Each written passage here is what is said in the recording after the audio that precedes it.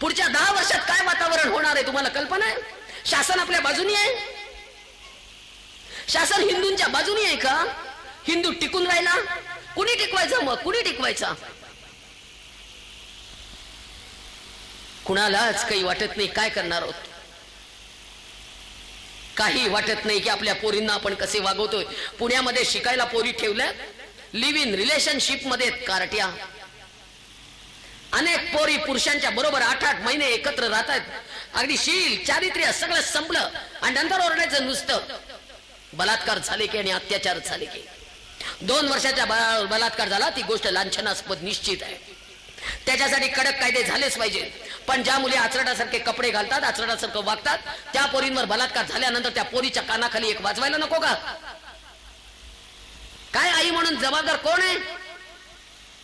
आज आईलाच लाज नाहीये. खरंच सगळ्या आयांनो मी तुम्हाला नावं ठेवते की तुम्हाला रागवते, याचं वाईट वाटून घेऊ नका. वस्तुस्थिती अशी आहे की आज तुम्ही धर्मशिक्षण घरातनं देणं बंद केलेलं आहे. तुम्ही मुलींना सांगत नाही तू कुंकू लाव, तू बांगडी घाल, आपण हिंदू आहोत. तुम्ही शिकवत नाही की आपला धर्म हे सांगतोय. तुम्ही सांगत नाही सत्यवानाची सावित्री, तुम्ही सांगत नाही द्रौपदी, तुम्ही सांगत नाही सीतामाई, तुम्ही सांगत नाही अहिल्या, तुम्ही काही सांगत नाही मुलींना. फक्त एवढंच सांगायचं की तुला इंजिनियर व्हायचंय, तुला डॉक्टर व्हायचंय, तुला ट्युशनला जायचंय, तुला असं करायचंय, पण तुला धर्म पाळायचंय असं मात्र सांगायचं नाही. का बरं?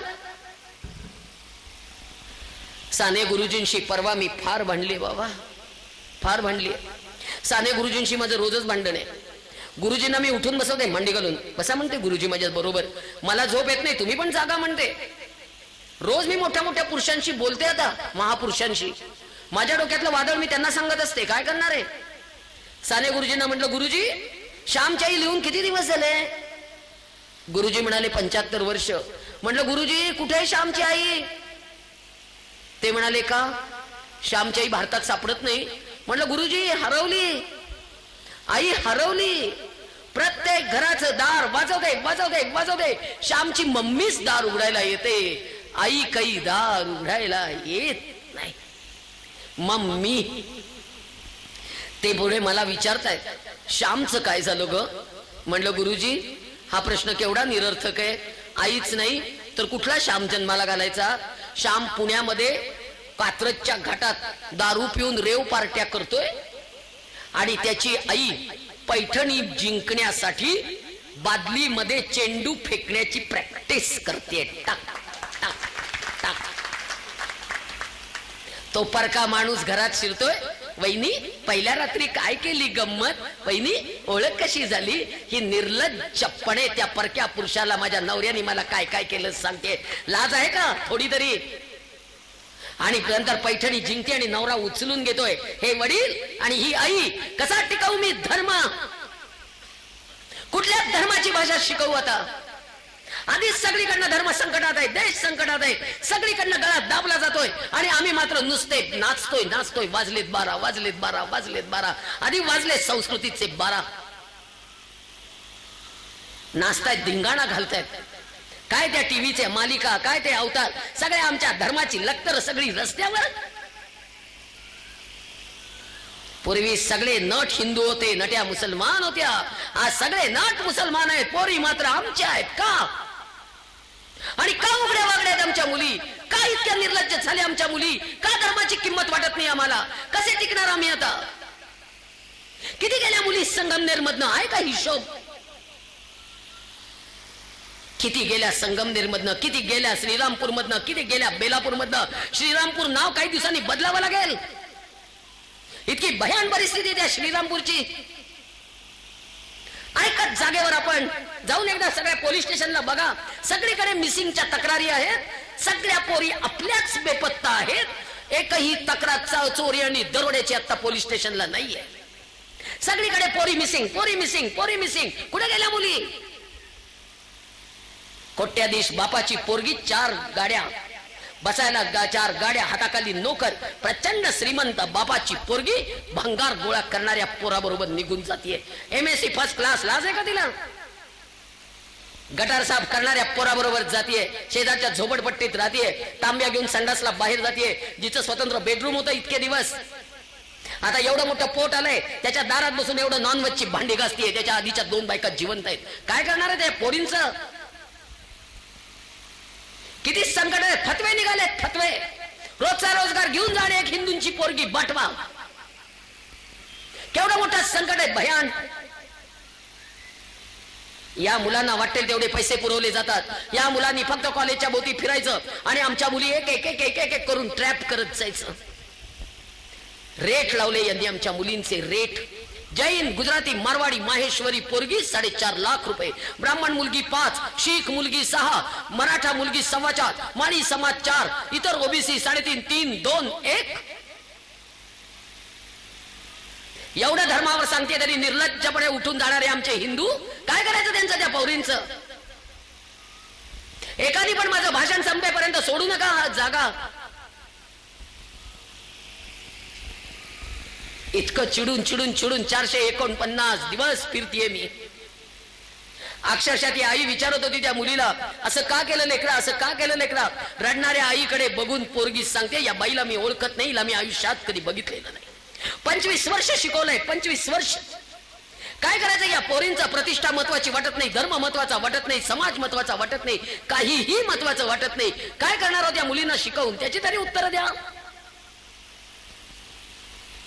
आणि सगळ्या मुलींनो, मी तुम्हाला हात जोडून आज विनंती करते, तुम्ही आमचा विश्वास, तुम्ही सांगा मुलींना धर्मराज काय असतो तो.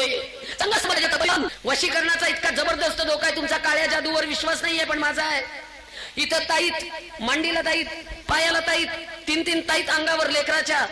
ताईत काढेपर्यंत पोरगी शिव्या देत होती, ए बेंचोत मादरचोत हात नाही लगाना. वाटेल त्या शिव्या मी खात होते. आणि ज्या वेळेला अंगावरचे सगळे ताईत काढले, त्यावेळेला पोरगी भानावर आली, ढसाढसा रडत होती. 60 दिवस लागले वशीकरण काढायला. कारण धर्माचं कवच नाहीये, कुठलाही नामजप शिकवला नाहीये, कुठलाही धर्म कवच नाहीये. दुबळ्या मनावर आघात आहेत बाई ते. श्वेता नावाची लग्न झालेली पोरगी गेली, इतकी भयान गेली आहे, सांगितलं तर अंगावर थरकाप होतो, इतकी भयान. तिच्या नवऱ्याचं मेडिकल स्टोअर. आला एक माणूस दुपारी विचारायला की मॅडम हे प्रिस्क्रिप्शन आहे का? ती म्हणाली की नाहीये. अहो म्हणे मालकांना विचारा ना. ती म्हणाली ते जेवायला गेले. एव्हा मोबाईलवर विचारा ना. ती म्हणाली माझ्या मोबाईलला बॅलन्स नाहीये. तर तो म्हणाला की माझी मोबाईल शॉपी आहे, द्या बॅलन्स घालून देतो. ही बावळट दिला त्याला नंबर आणि त्यांनी तिला बॅलन्स घालून दिला 100 रुपयाचा. तिने बॅलन्स घेतला आणि नवऱ्याला विचारलं ते प्रिस्क्रिप्शन आहे का? तो म्हणाला नाही. त्या माणसाला ती म्हणाली नाहीये. तो गेला आणि 8 दिवसांनी त्या मोबाईलला त्याचा फोन आला की मॅडम तुम्ही कुठे आहात? ती म्हणाली की दुकानात. ती म्हणाली मॅडम मला तुम्हाला भेटायचंय. ती म्हणाली मी तुम्हाला ओळखत नाही. असं कसं ओळखत नाही? मोबाईलवर त्या दिवशी 100 रुपयाचा तुम्हाला बॅलन्स घालून दिला ना. ती म्हणाली तू 100 रुपये तुझे घेऊन जा, पण मला फोन करू नको. तर ती म्हणाली मी तुम्हाला फोन कुठे करणार आहे? तुमच्या नवऱ्याला मी सांगितलं की तुम्ही मला फोन करताय. तर ती म्हणाली मी तुला एकही फोन केलेला नाहीये. तर तो माणूस तिच्याशी उलटा वाद घालत होता की तू मला इतके मेसेज पाठवलेले, मी तुझ्या नवऱ्याला कळवलेले आहे, जर तुम्हाला भेटायला आली नाही तर रात्री 12 वाजता दुकानातनं एकटा जाणारा तुझा नवरा आम्ही त्याला मारून खलास करू, तुला भेटायला आलो पाहिजे. इतकी भीती जबरदस्त दाखवली. शेवटी भेटायला गेली. भेटायला गेल्यानंतर काय पुढे झालं त्या पोरीला आठवत नाही. ती रोज जात राहिली, रोज जात राहिली, रोज लॉजवर नेत राहिला. किती मुलांनी तिच्यावर अत्याचार केला तिला सांगता येत नाही. पोरगी वेडी झाली, घरामध्ये अशी वावरायची की अंगावर काहीतरी भूत बीत समोर आहे का. नवरा घाबरला. त्यावेळेला तिला दिवस राहिले. तिच्या लक्षात ते केव्हा आलं? बाळ 6 महिन्याचं झाल्यानंतर आलेलं आहे. इतक्या भयान परिस्थितीत पोरगी शेवटी वडिलांनी बाळणपणाला नेली. बाळणपण झालं त्यावेळेला डॉक्टरांनी सांगितलं मानसिक रुग्ण झालेली आहे. भविष्यकारांनी सांगितलं की तिच्यावर वशीकरण झालेलं आहे. प्रचंड प्रयत्न केले आणि आत्ता भानावर आलेली आहे. आणि भानावर आल्यानंतर पहिलं काम केलं की हे बाळ माझ्या पोटातलं नवऱ्याचं नाहीये हे तिने ठामपणे सांगितलं. आणि त्यामुळे आता घटस्फोटाला आलेलं प्रकरण आहे. नवऱ्याच्या पाया पडून सांगितलं ही लव जिहादची केस आहे. नवरा मानायला तयार नाहीये. काय करायचं त्या पोरीचं आता, काय करायचं त्या पोराचं? लग्न झालेल्या बायका जर अशा ट्रॅप व्हायला लागल्या आणि फसवायला लागले तर काय करणार आहोत? कसे टिकणार आहोत? धर्माचं कवच निर्माण करा. हे धर्माचं कवच घट्ट निर्माण करा पोरींच्या भोवती. उद्यापासून सकाळी उठल्यावर एक काम करा. पोरगी झोपेतनं उठली, आंघोळ झाली, की करंगळीच्या शेजारच्या बोटाने तिच्या कपाळावर मधोमध इथे कुंकू लावायचं आईने. 70 40 49 93 93 70 40 49 93 आणि माझा घरचा नंबर मुद्दाम देते.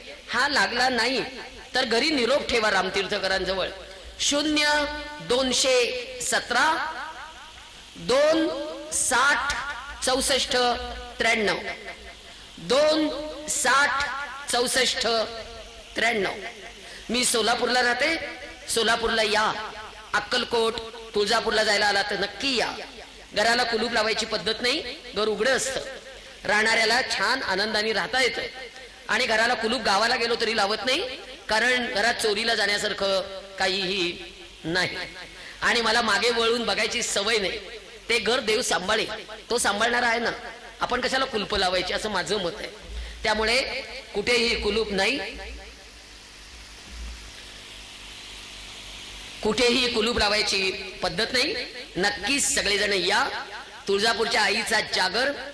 आणि थांबणारे 5 तरुण मुलींनी स्टेजवर या. मी त्यांना कुंकू लावून आशीर्वाद देणार आहे. फक्त 5 जणींनी या.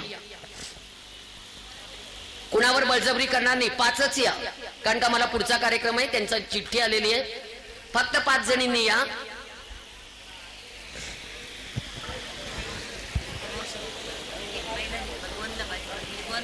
हो या या. फक्त हातात द्या. सर्वांनी शांतता राखायची आणि कोणी उठू नका बरं. कृपया करून सर्वांनी शांतता राखायची आणि आपापल्या जागेवरच बसायचे. मुलींना आशीर्वाद दिल्याशिवाय उठू नका. जय जिजाऊ, जय जिजाऊ, जय जिजाऊ. भीती नाम्हा तुझी मुळी ही गडगडणाऱ्या जय नभा. जिजाऊ. आसमानाच्या सुलतीनाला जबाब देती जिभा. सह्याद्रीचा सिंह गर्जतो शिवशंभू राजा. दरी दरीतून नाद गुंतला महाराष्ट्र देशा. तुळजापूरच्या आईचा जागर. दार उघड, दार उघड आई, दार उघड. धर्म संकटात आहे. दार उघड, दार उघड, दार उघड. एकटीचा आवाज पोचत नाही. 1000 आवाज निर्माण करावे लागते. दार उघड म्हणावं. कोणी उठू नका. मुलींनो आता शांत बसा. चला आता निघते. पुढचा कार्यक्रम आहे. सगळ्यांना धन्यवाद. दोन्ही हात वर करा. आणि यानंतर मुलींना मी हिंदू आहे, हिंदू म्हणून